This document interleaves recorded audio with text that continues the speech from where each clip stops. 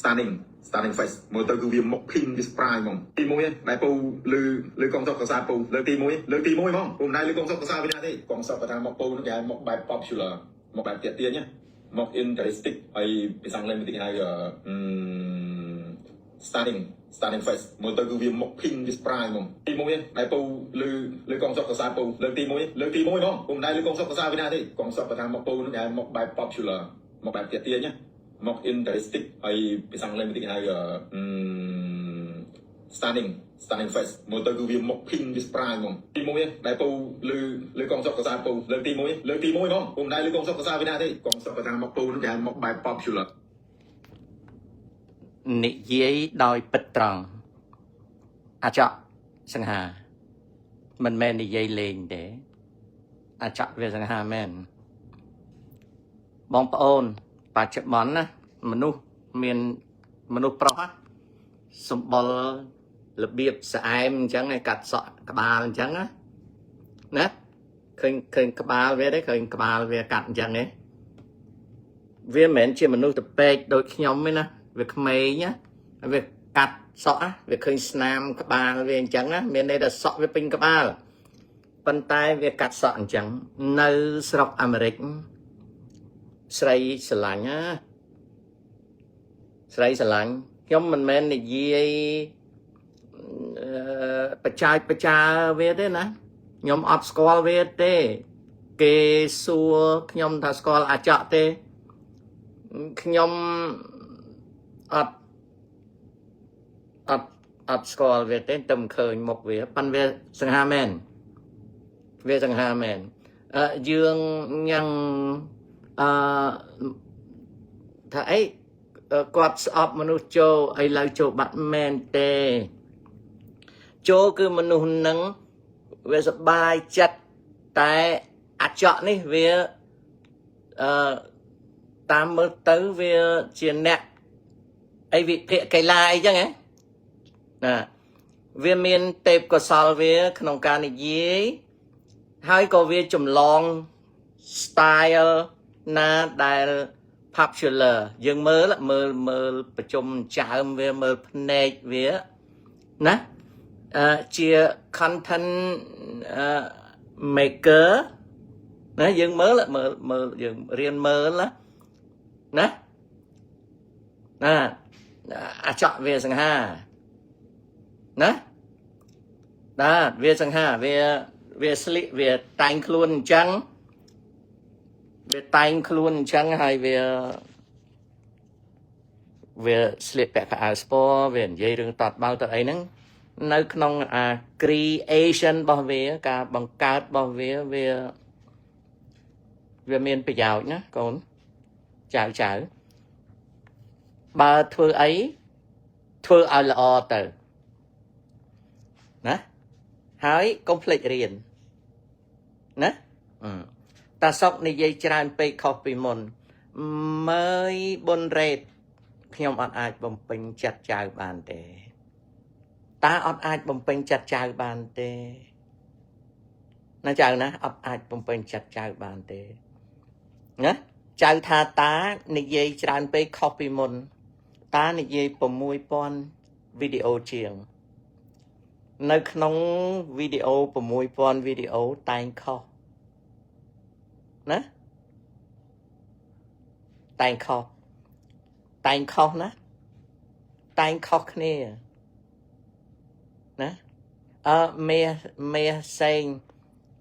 នៅអាមេរិកក្បាលអញ្ចឹងមុខប្រហែលអាចកស្រីស្រឡាញ់ច្រើនកូនស្រីស្រឡាញ់ច្រើនស្រីមុខអញ្ចឹងណាមុខអញ្ចឹងសង្ហាហើយនៅអាមេរិកណាម៉ាត់តាវាមិនទៅក្មេងអញ្ចឹងទេ73 74ស្អែកខានស្អែកហើយណាមួយតាទំពេកមិនមែនកាត់សក់ដូចវាណាមែនទេកូនមែនទេខុសគ្នាណាកូនណាវាក្មេងជំនាន់ក្រោយវាមានឱកាសអញ្ចឹងហើយបានជាបបួលឲ្យចៅខំប្រឹងរៀនណាខំប្រឹងរៀនដើម្បីចៅមានអនាគតហើយបើចៅធ្វើ content ធ្វើអញ្ចឹងទៅ កុំខំធ្វើ content នយោបាយពីព្រោះចៅនៅស្ទើណានិយាយកីឡានិយាយទេសភាពនិយាយរឿងកំ pl ែងនិយាយរឿងទស្សនៈក្មេងក្នុងចំនួន generation Z ឬក៏ generation Alpha ហើយកុំយកផ្លូវកាមមកនិយាយច្រើនពេកដូចនាងមួយនោះស្រីក្មេងនិយាយតែរឿងផ្លូវភេទតាំងពីនៅស្អាតឥឡូវមុខដូចអញ្ចឹងគេប៉ាតស៊ីម៉ងខុសចឹងថ្ងៃមុនលេងនិយាយពីរឿងជាមេអំបៅវាដល់ក្រោយមកទៀតនិយាយពីរឿង allergy ទឹកកាមសួរថាអ្នកនិយាយនឹងជាឯកទេសខាងផ្លូវកាមផ្លូវភេទទេអត់ទេណាតែយកមកនិយាយដោយសារតែចង់បាននៅ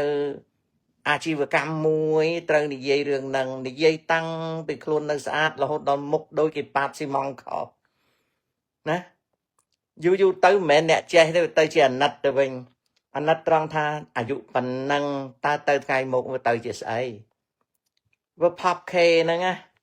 វាពិបាកដែរវាអត់មានដូចនៅស្រុកអាមេរិកមានស្ត្រីម្នាក់ក៏រៀងចាស់ហើយគេហៅ doctor ខាងផ្លូវភេទណា doctor ខាងផ្លូវភេទតែគាត់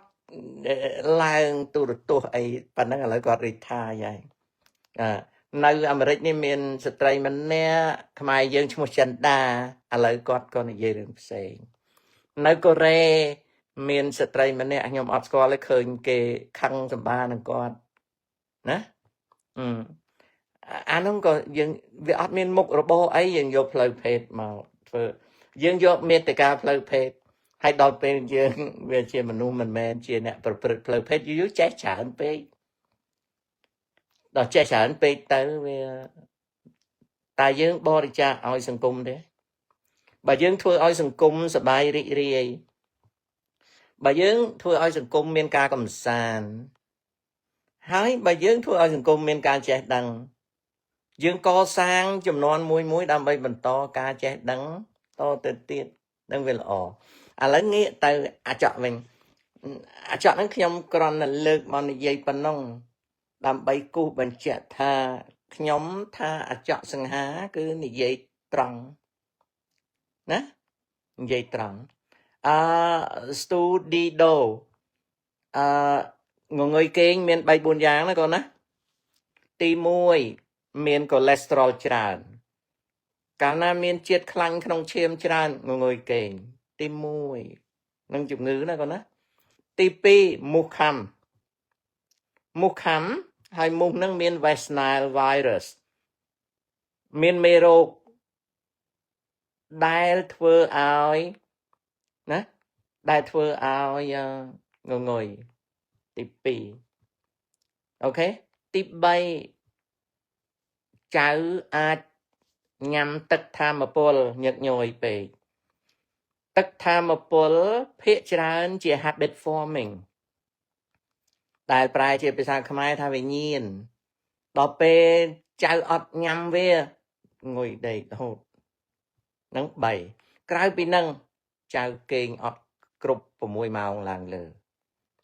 អាហ្នឹងបន្ទាប់មកទី4ទី5អាហារអត់សូវមានបន្លែភាគច្រើនមានសាច់ដែលគេដាក់សារធាតុផ្អាប់ច្រើននឹងធ្វើឲ្យងងុយណាកូនណាធ្វើឲ្យងងុយអានោះអញ្ចឹងណាលោកតាធ្វើម៉េចប្រឡងបាក់ឌុបជាប់ខំរៀនចៅ